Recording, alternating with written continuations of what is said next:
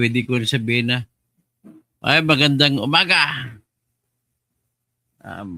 Maniwala ba kayo na inalok ng 1 billion si Dalawang Rimulya para sa kaso ng flood control? O yan ang pag-usapan natin po sa ngayon. Ladies and gentlemen, dito naman, ang galing sa kanila. Isang bilyones pinag-usapan. So maniwala ba kayo 1 billion? Sa totoo lang, naniniwala ako na kayang mayroong mag-aalok.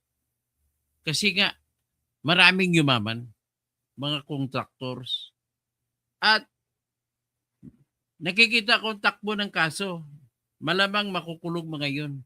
So mag-aalok sila kay Rimulya kasi ombudsman ang magpaprosecute niyan. At gagawa naman ng paraan ng ombudsman na hindi ipresenta yung mga material evidence para ma-acquit for lack of evidence. Grabe na mga style, no? Ganun po yon ang kalakaran sa Pilipinas. Wala tayong magagawa.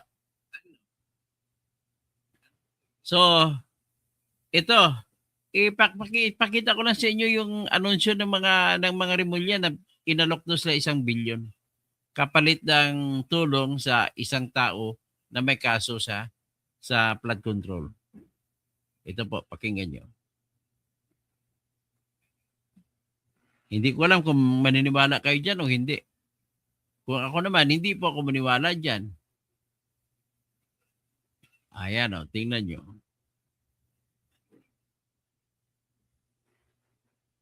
Hindi ko na lang i-music kasi baka maka-copyright strike ako. Basahin ko na lang. Rimulya Brothers, ibinunyag na inalok. Mano sila ng tig 1 billion. So 2 billion lahat para sa pagtakpan ng issue ng flood control. Pero hindi nila tinanggap dahil gusto nilang managot ang mga, di nga. Baka kulang. Gusto 20 billion. Di nga. Rimulya Brothers may lumapit sa amin through an intermediary. Nag-offer sa aming magkakapatid ng 1 billion para matapos ang kaso nila. Sabi namin, no deal. Kunwari, bakit hindi nyo hinuli? Attempted bribery yun Attempted bribery yun. Kaya dapat ikasuha ka sa ombudsman. Sampa tayo sa ombudsman ng kaso laban kay Rimulya. Kasi attempted bribery. Inamin nyo na may nag-alok. Ang problema lang namin ay wala tayong pangalan ng tao kung sino nag-alok. Pero style po na ginagamit yan. Style po ni ano yan. Style ni Trillanes na kuno may nag-alok sa kanya. Kagaya na alala mo si Trillanes, nag-anunsyo na may nag-alok daw si Bungo sa kanya, na wag lang kasunod si Bungo. Ay nako, kung ano lang iniisip ninyo. Para sumikat, para kung ano-ano. Sa totoo lang, napaka-corrupt nyo mga Rimulya Brothers. Sa totoo lang, ganun talaga ang katotohanan dyan. Pag inalok kayo ng 10 billion, sigurado, nakikita ko na yung nangyari kayo, no? Bakit, ang tanong kong isa, bakit bumaliktad si Henry Alcantara sa kanyang testimonya? Inalok ba yon? Magpapakulong na lang siya? Inalok ba yon? Magpapakulong na lang? Bakit? Ang hindi ko maintindihan, nagsumuko na siya, nagbigay na siya ng 181 million na sinauli, tapos binawi yung testimonya, malinis daw siya, hindi siya nagsumali sa mga bidding, hindi siya sumali sa mga lahat-lahat ng mga illegal. Anong klase? Tapos sasabihin ngayon DOJ, hindi daw bumaliktad. Ano ba kayo? Mga uto-uto ka, Attorney Frederick Bida, huwag mo na kaming lukuhin. Ikaw yung acting DOJ Secretary. Alam mo, kilala kita, dati kang mayor ng Mendez Nunez eh. Huwag nyo nga kami lukuhin. Gawin yung trabaho ninyo, hindi yung gumawa kayo ng kwento. Para lang para sumikat kayo, pag-usapan kayo lagi, mahilig talaga kayo sa press. Ito yung ombudsman na makita mo, nag-press lagi na press con. Pero nang pinuna ni Samuel Martires, ay tumigil pansamantala. Tapos ito lang yung ombudsman na, for the first time, meron tayong ombudsman na politiko. Ever since, you cannot expect the command of the Constitution for a person to be an ombudsman. You cannot even comply the command of Section 1, Article 11. What does it say? Section 1, Article 11 says, a public office is a public trust. All government officials and employees must, at all times, be accountable to the people. Serve them with utmost responsibility, integrity, loyalty, and efficiency.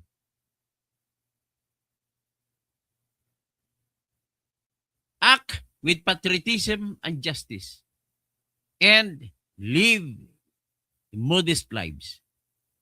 Okay, tama. Basahin yung Section 1, Article 3. Tingnan nyo, memorize ko. Ang ibig sabihin po niyan, how can you serve with utmost responsibility, integrity, loyalty, and efficiency kung politiko ka? Bakit ko nasasabi na hindi pwede mangyari ang politiko? Sapagkat po, karamihan po hindi maiwasan mga politiko kinakasuhan. So how can you be efficient with utmost manner kung politiko ang kinakasuhan? Kagaya niya, magtatanong na tayo direkta. Ano mangyari kung ang kababayan mo na si Bong Revilla kasi kakasuhan? Anong gagawin mo dyan? Siyempre, kababayan mo yan. Tutuhanan mo ba yung kaso kay Bong Revilla? Pero hindi ako maniniwala na kung may 1 billion man na inalok bawat isa sa kay Remulla, John Vic at saka Boying, hindi yan manggagaling kay Bong Revilla. Kasi bakit? Kukunti lang kinita niya dyan eh. 250 million lang. Ginastos pa sa election. Kung may magbibigay man, pwede mangyari dyan kay Romualdez. Kasi si Romualdez ang pinaka number 2 na ninakaw. Ang number 1 na ninakaw ay si BBM. Nakalain mo naman, 2 billion kada buwan ang binibigay. Malay-malitang pera. Ang pangatlo diyang pinakamayaman si Sandro Marcos Aka, o di ka also known as Sandro Dasa. Kamukha kasi ni Bong Dasa eh. So, ngayon, kung may magbibigay man, iyan ang pangunahing magbibigay ng pera. Pero ang tanong, papayag ba? Alam ni Boying magkano kinita ng bawat isa dyan. Sigurado ko ang magbibigay dyan ay yung congressman na kontraktor. At saka president. At saka speaker. At saka si Sandro. Si Saldico, kalaban mo, hindi magbibigay sa iyo yan. Ang posible magbigay din si Gargiula na ayon kay Liveste, ng batang congressman na si Leandro Legarda Liveste, ay nitong huling araw sa mga siningit lamang ni Cabral ay 20 billion. Maliban pa sa 20 billion, naglalako pa, nagbebenta pa ng mga kontrata. Ang sino mang mga congressman na mayroong allocable o mayroong nilalapitan niya. Halimbawa, ang kikitain sa isang proyekto ay, example, yung 96 kasi lagi may 96,500,000. Yan lagi ang kontrata parang copy-paste. Hindi na gagawin, hindi ka na dodrawing ulit. Kung ako engineer, hindi na ako magdodrawing ulit ng disenyo. Copy-copy na lang. Total, may scanner na ngayon. Copy-paste, copy-paste. Pati yung estimates, i-copy-paste na lang. Dapat iba-ibang lugar, iba-ibang presyo eh. Kasi sa Samar, mababa ang presyo ng labor, maraming buhangin, mas mababa. Tapos iparehas mo sa presyo sa Manila, mataas. Ibig sabihin, malaki ang tinatawag na window o yung halaga na pwede mong pang nakawin. Kasi ang inamin na rin ni Bryce Hernandez na lahat ng proyekto nila sa DPWH ay overpriced ang estimates. To the tune of 200%. Na dapat ay 50 million lamang kailangan, dudublin na 96,500,000. So ngayon, ang ginagawa ni Gargiula, kakaiba siya reseller Lalapitan niya congressman, kung kikitain mo dyan sa project mo ay ay umabot yan mga at 20%, 20 million. Kung okay ka ba, kailangan mo ng pera, bigyan kita 10 million, akin na lang yan. Ganon po ang ginagawa ni Gargiula. So si Gargiula ay pwedeng, kung totoo man niya may nagbibigay ng pera, 1 billion, naku, hindi magbibigay si Gargiula ng 1 billion lang. Aba Batanggin nyo yan Hindi lang 1 billion. Oh, the most corrupt Batanggenyo I have ever seen. Next to Ralph Recto. Siyempre, kahit 10 billion yan, kahit 20 billion, kayang magbigay nun. Kasi ang bangko, ang mga deposits and withdrawal sa kanya, sa total, umabot sa halos 500 billion. Halos kalahating trilyon. May mga bahay na discover ko ng bahay niya sa Amerika, 2, mansion. Marami pa dyan sa mataas na kahoy. Isang blockade yan na napakalang may golf course. Saan ka ba makikita? Bahay may golf course. Siya lang. Alam mo naman ang golf course. Hindi ka bababa sa 10 hectares dapat para may golf course ka. Kasi kung maliit lang, 2 hektarya, hindi pwede ang golf course. Kasi ilang greens yan. 9 greens, 9 holes. Tapos pabalik-balik. Ganun naman ang laro After reaching the last hole, tira ka naman pabalik sa the first hole. Kasi 18 holes lagi ang standard na tournament. So kung hindi man si Gargiula ang nagbigay dyan, pwede po yan si Sandro. Ay si Sandro hindi niya kailangan magbigay sa inyo. Alipin niya kayo Ganon din si Romualdez, hindi niya kailangan magbigay sa inyo ng 1 billion. Alipin kayo Ang boss niyo si BBM. O sino pang ibang contractor? Pwede si Diskaya. Kasi may pera na rin, kumita na rin ang gusto. Pwede rin si Mumo, yung ASIC. Yusik dati ng DPWH, na congressman ngayon ng Surigao del Sur. Sa District 1. Or pwede naman si Johnny Pimentel na meron siyang parkingan ng kanya mga sports car at pinatayo niya worth 1 billion. Doon sa Surigao. O doon sa Agusan, meron dyan si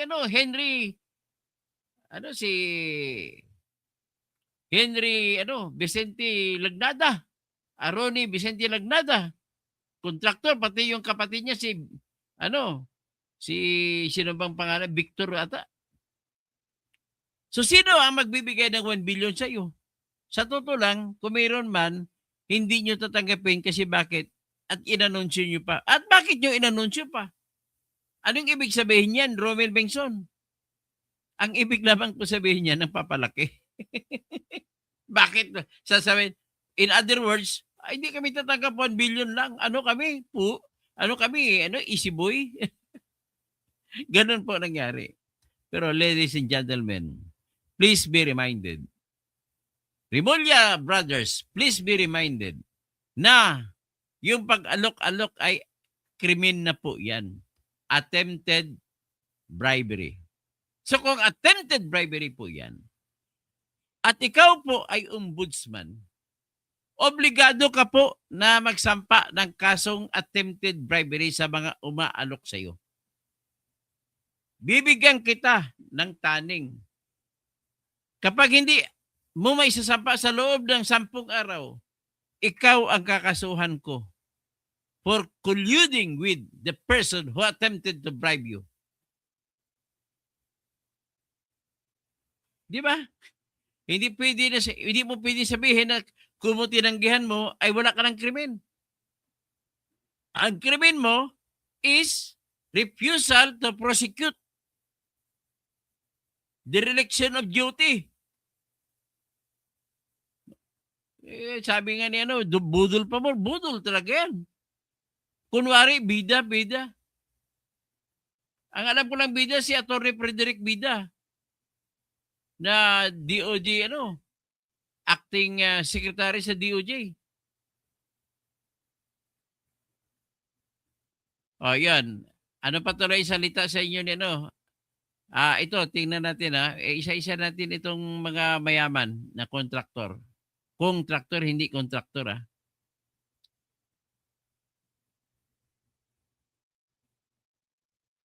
Hindi mo pwede ba si Romualdez kasi kahit nga si BBM ay tinabla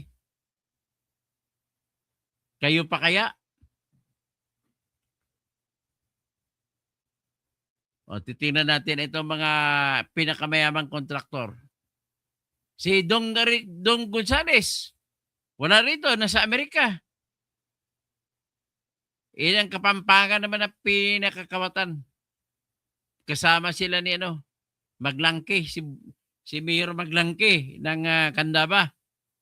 Ay, mas mayaman pa ng Dihama kay at pati si yung si may-ari ng Legacy. Sinong pangalan nun? May-ari ng Legacy. Yung mga Ilonggo na kontraktor.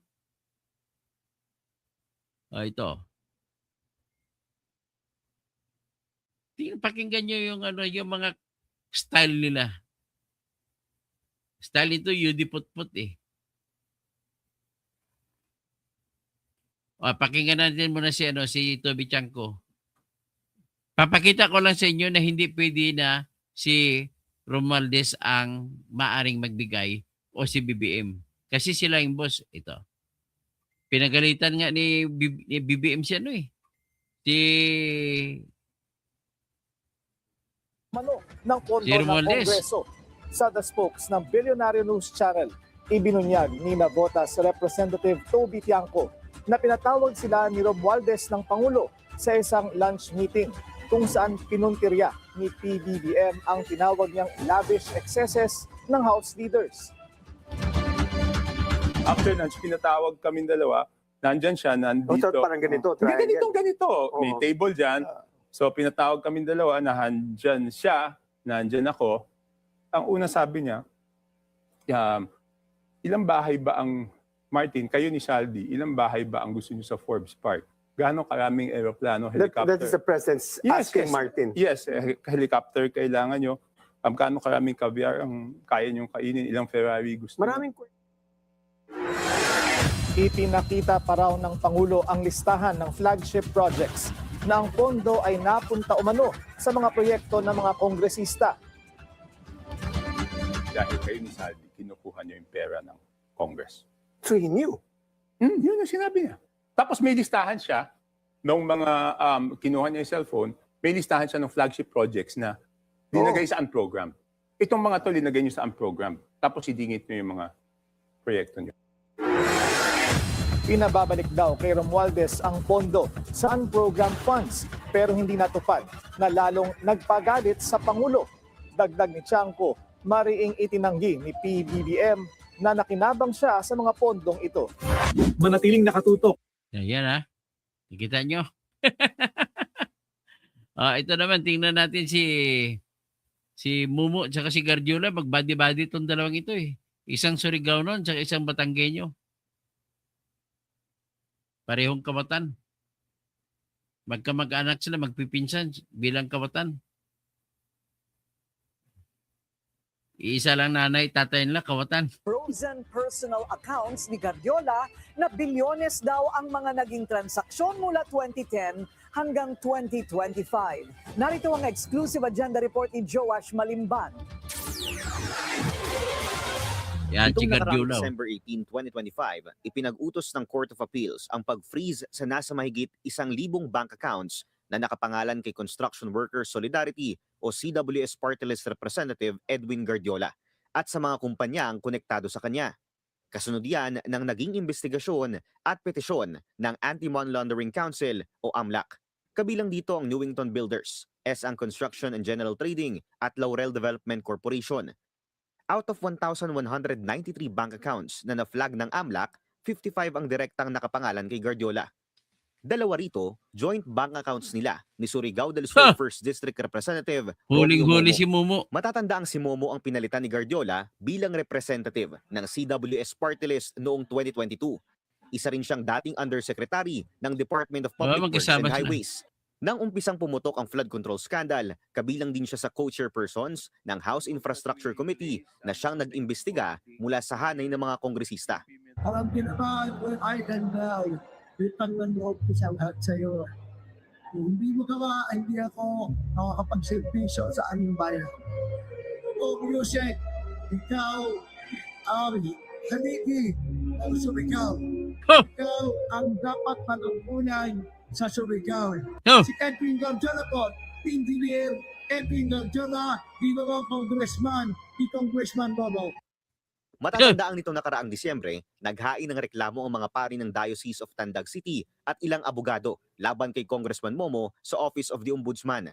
Patay ka, Kaugnayan Momo ng mga ka. umano'y violations ni Dapat Momo sinama niyo sa si mga Johnny batas Pimentel. patungkol sa prohibited interest. Pagmamayari kasi ng pamilya ni Congressman Momo ang kumpanyang Surigao La Suerte Corporation, kung saan nagsisilbi pa rin siya bilang shareholder ayon sa mga dokumento ng Securities and Exchange Commission. Ang kumpanyang ito nakakubra ng mahigit 1 billion pesos worth of contract sa DPWH sa probinsya ng Surigao del Sur mula 2017. Ayon kay Momo, politically motivated ang inihaing reklamong ito. Nag-divest na rin daw siya sa nasabing kumpanya mula nang maupo siya bilang Surigao del Sur congressman noong 2022.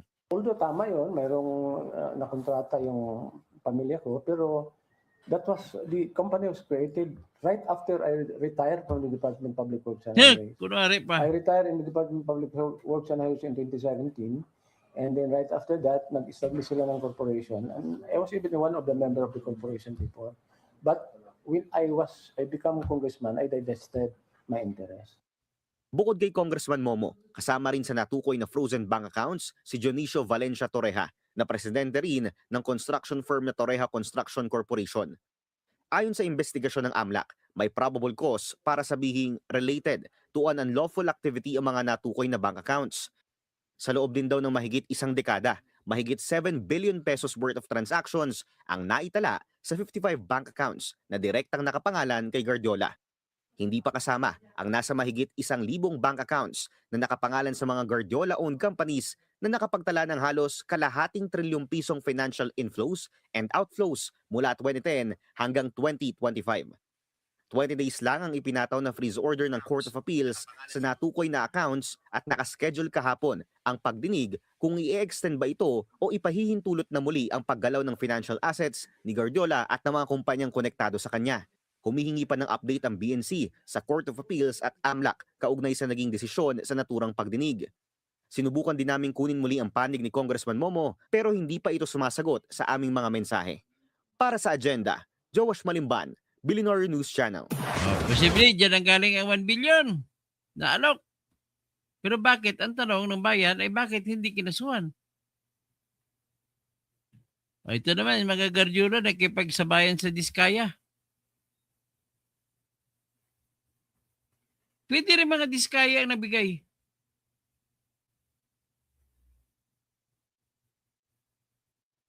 Na Edwin Guardiola ang tinaguriang flood control queen na si Sara Diskaya nang humarap sa Senado para pangalanan ang mga opisyal na nangikil umano sa kanila. Pero sa resibo ng AMLAC, mahigit 70 million pesos ang bank transactions sa pagitan ng mga kumpanyang konektado sa kanila. Narito ang exclusive Agenda Weekend Report ni Joash Malimban. Noong nakaraang December 18, opisyal nang ipinag-utos ng Court of Appeals ang pag-freeze sa nasa mahigit 1,000 bank accounts na nakapangalan kay Construction Workers Solidarity o CWS Party List Representative Edwin Guardiola at sa mga construction firm ng kanyang pamilya. Kabilang dito ang 756 bank accounts na nakapangalan sa Newington Builders, 325 accounts na nakapangalan sa S.Ang Construction and General Trading, 57 accounts na nakapangalan sa Laurel Development Corporation at 55 accounts na direktang nakapangalan kay Guardiola. Alinsunod yan sa petisyon Anyway, na balita natin yan. Ito naman ipalabas natin.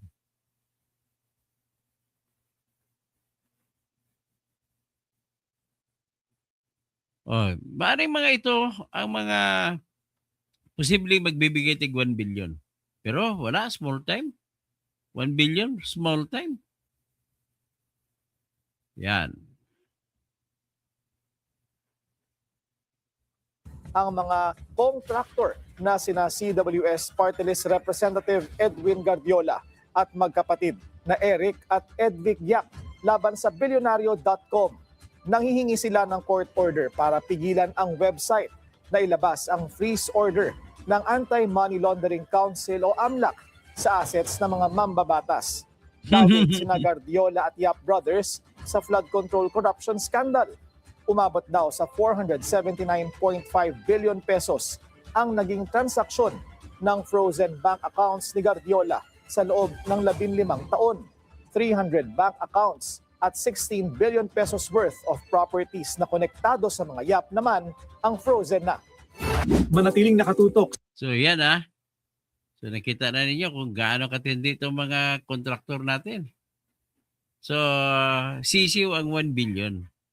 So ngayon yan ay tingnan mo ha, 480 billion ang total ng sa bank accounts ni Guardiola. So napakalami.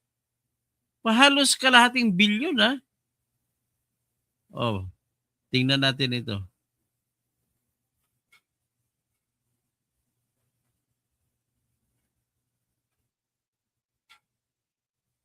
The transaction sa bank account na konektado sa kanya, umabot lang naman sa halos 480 billion pesos. Halos Yan ang kalahating bilyon. exclusive agenda report ni Joash Malimban. aabot sa halos kalahating trilyong piso ang recorded transactions sa bank accounts Kalahating na trilyon konektado pala, kay hindi Construction kalahating Workers bilyon. Solidarity o CWS Party List Representative Edwin Guardiola sa loob ng mahigit isang dekada. Ayon yan sa naging investigasyon ng Anti-Money Laundering Council o AMLAC. Base sa freeze order petition na pinaboran ng Court of Appeals, frozen na mula December 18, 2025 hanggang ngayong araw, January 7, 2026, ang 756 So anyway, ang masasabi ko lang dyan, kahit 100 billion kayang ibibigay. Kaya ganun lang, kung totoo man na inalok ng mga Remulla Brothers, ang dahilan lang papalaki pa sila ng alok, naliitan sila. So, walang sinabi si Atong ang sa inyo ah. O ito, pakinggan natin si Pulong Duterte, ano masabi niya sa ang dami-dami niyong pera sa kay Remulla na inalok daw. Oh, hindi naniwala si Pulong. Congressman Pulong, magandang hapon po. Kamusta po kayo today? Good and middag, Si Pulong pala nandito sa kulungan sa tatay niya. Galvin. Okay lang ko. Good imida. Parimedag din po kong. Marami pong circulated information right now sa different social media platform na gusto nila na sort of contradictory daw yung mga statement mo sa posisyon ng defense. Ano po yung masasabi mo dito, sir? O kabalo kabin kanang lisod no kanang kabalo ka man ng kalaban. I-twist gyud nila ang storya permi. Sabi niya, alam mo naman ang kalaban na i-twist lahat ng kwento. Kaya ang ilang utok ang masunod. Ya puro baya na mga Kasi ang utok na masunod kasi puro mga sa ilong, ibig sabihin adik, bangag. pagabalo na ka. So kami Alam mo na, Bisaya mi, ako Dabawin niyo ko. kami mga Bisaya. Bisan kami, pag nagkamang nami sa lapok, kahit na upang gumagapan na matanon kami mig sa, okay rami. Okay sa naman gid mi permi. kahit gumagapak na kami sa ano ba, putik, plan. Mintras buhi okay Okay pa rami rin mga kami. Bisaya. Ako ambot ang ubang Bisaya. Pero gipadako ko ngayon nanay. Nga bisan Pinalaki kami. nagkalisod-lisod ang kahit kinabuhi. kakahirap Okay ra na. gihapon. Okay. Kay mo may gihatag sa Ginoo. At yan lang binibigay ng Mo Panginoon. na kuan diha nga dalimang kag sulteo nako nga namayat na siya. Tiguang na kaayo. Kasi isinasite niya na yung Pag sinabi ko, uy, namayat na siya. Anong gusto Yo, niyo? wa mo kaon. Kabulo kayo sa isultihan ng mga ugok. Musulti mo na sila, unta diha na siya matay. Tapos kung magsasabi daw kung mamayat, tapos sasabihin daw ng mga bangag, oh, sana dyan na siya mamamatay. Karon musulti ko, okay ra siya. O sa isultihan, itwist na po nila nga, okay ra. Alay musulti ko, okay ra. Ako ato, di man ko doktor, mga ugok. Okay. Tapos sabi niya kung magsasabi daw siya na okay ang tatay niya, ay okay naman pala. Hindi naman pala namamayat. Hindi tuloy yung trial. Sabi niya, hindi naman ako doktor. Di ba? Alangan na nisuka, nagdugo diha sulod. Sultiun na kung okay. Sabi niya, alangan naman na kung susuka ng dugo ang aking tatay, ba't sasabihin ko sa kanila? Di, ano naman, lalaitin Okay. naman nila. Sulti na ko sa'yo, nisukag dugo. Di malipay mong tanan. Ginoo ko ninyo. Ay, magtuwa ng mga troll nila kay okay rami.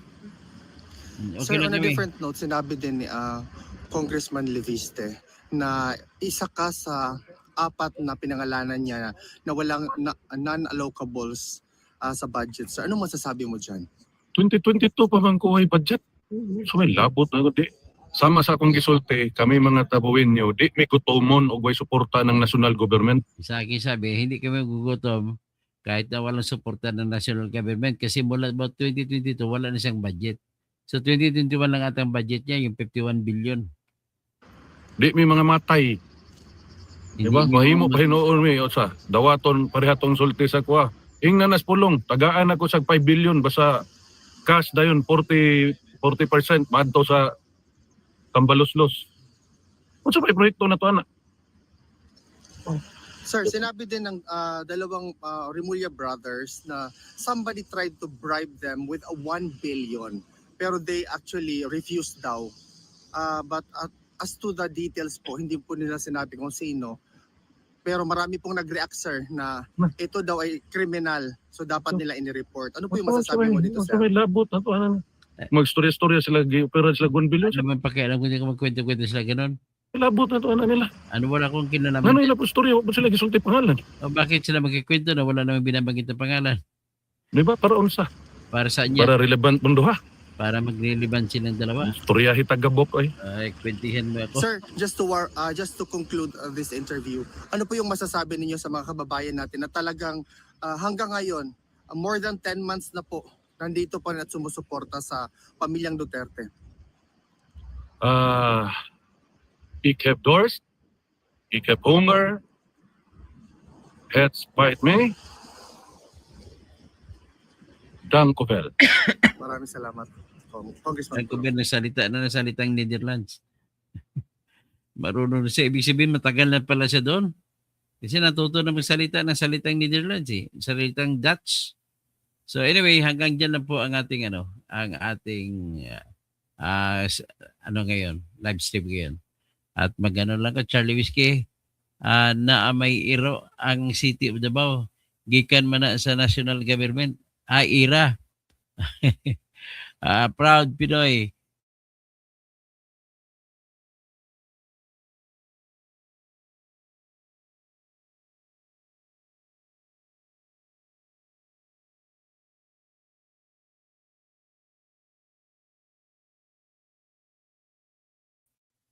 Wala na naman ako, tinira na naman ako.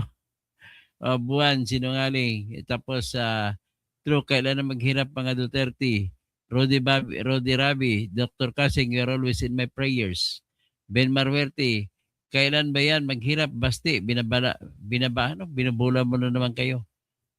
Proud Pinoy, Justice for Percy Lapid, Rodi Rabi, Pastor, Jerry Diasis, that should be investigated by the Blue Ribbon Committee. Ben Marwerte, kung big boss nila si PBBM, bakit nila hinabol si PBBM?